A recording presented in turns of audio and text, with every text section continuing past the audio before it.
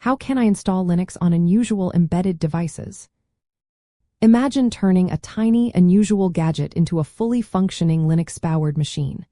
It sounds complicated, but with the right approach, it becomes manageable. Embedded devices are different from regular computers because they often have unique hardware and limited resources. To get Linux running on them, you need to understand their hardware and how they start up.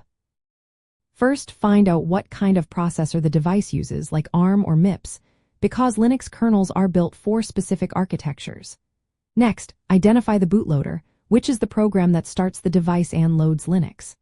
Many embedded devices use a bootloader called Uboot, which you will need to configure properly. Check what storage options are available, such as flash memory, SD cards, or eMMC, and plan how to load Linux onto the device. Since these devices often lack standard interfaces, you may need to provide a device tree file or platform data that describes the hardware peripherals and their locations. Choosing or building a Linux kernel is the next step. Pick a kernel version compatible with your device's CPU and peripherals.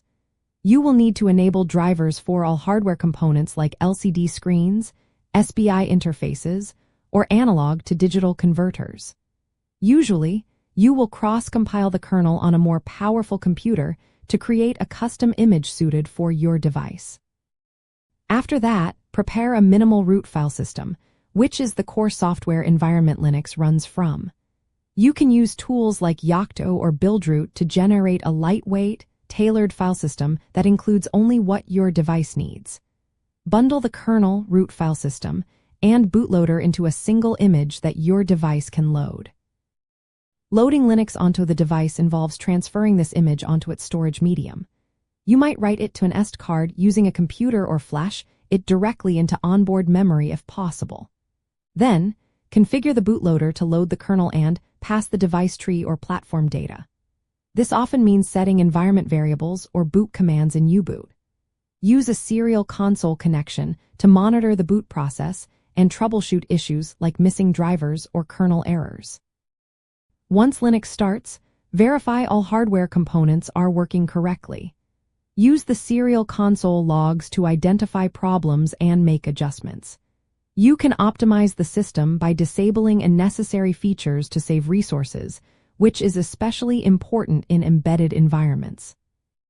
Developing and updating the system is also important. Use cross-compilation tools on your main computer and consider emulators to test before deploying on the actual device.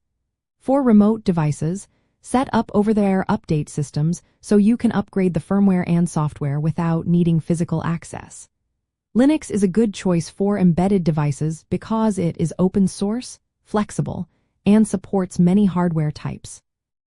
Unlike proprietary systems, Linux allows you to customize everything from the kernel to user applications, making it suitable for devices with unusual hardware or tight resource constraints.